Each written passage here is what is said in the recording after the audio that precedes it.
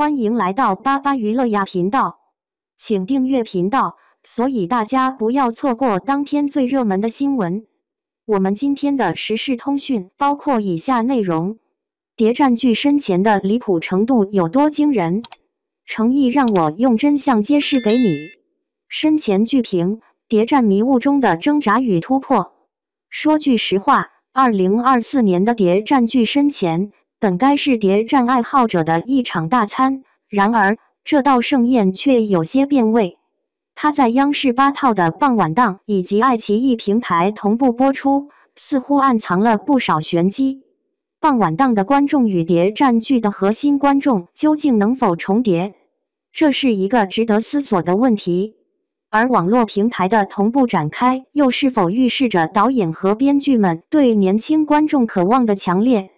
在这些复杂的布局中，我们又该如何解读这场关于信仰、智慧与情感的谍战迷雾呢？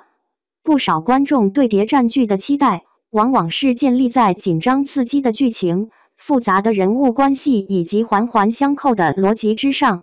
然而，深潜的出现却让部分观众感到失望，甚至有人发出剧情逻辑让人拍案叫绝的嘲讽。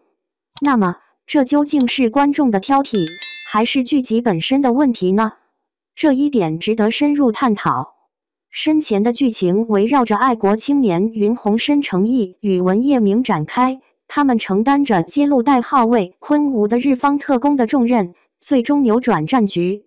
乍一看，这样的故事框架很有吸引力，但若我们细看其具体呈现，问题便逐一显现。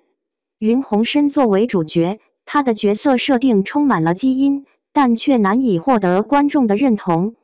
要说演员诚意的演绎，确实努力尝试通过眼神与肢体语言展现角色深层次的复杂性，但未必能得到应有的认可。尽管角色的内心戏不少，但云洪深的智商却显得有些忽高忽低。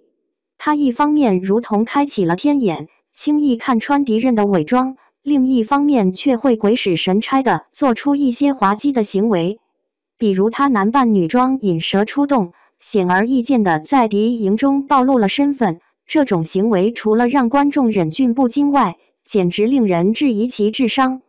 难道为了显示主角的聪明，就真的要牺牲其他角色的智商吗？而在其他角色的塑造上，剧组似乎也未能展现足够的深度。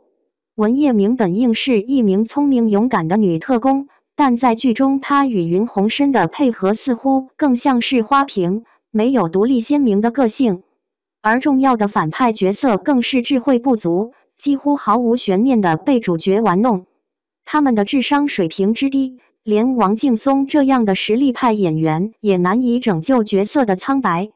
穿梭在这样的剧情中，观众仿佛被卷入了一个巨大的漩涡，但又常常感到晕头转向。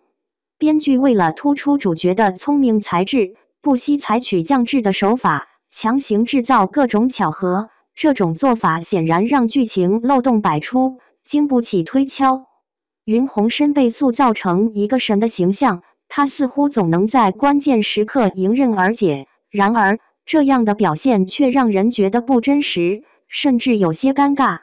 再瞧那些处理得当的小细节，比如凌寒的身份反转，确实为剧情增添了一丝悬念，但并不能掩盖主线的乏力和其他角色的混乱，尤其是情感线的设计更是让人无语。云洪深和米兰之间的情感纠葛，虽然戏剧冲突十足，但一旦挖掘世伟与其背景，似乎又显得生硬。回归到历史背景，深潜带着抗日战争的沉重感和情怀，却并未能完全利用这个大背景。相较于伪装者等经典谍战剧，深潜的历史渊源似乎只是一扇窗户，未能深入探索，反而是作为故事的舞台，缺乏深度。话说回来，在谍战剧的发展上，简略的情感线与主线并交织而行，反而让整个剧情略显混乱，增添了许多不必要的狗血元素。这样的设计无疑在观众心中留下了更多的悬念和疑问。情节的推动该如何打磨，使得逻辑更严谨，角色更丰富？或许这正是深潜亟待解决的难题。总的来说，深潜所呈现出的种种问题，无疑是对今后国产谍战剧发展方向的值得反思。如果我们希望在尊重历史的基础上，提升剧情的严谨性与人物的塑造深度，那就需要在创新中继续尝试新的表现手法，以适应日益增长的观众需求。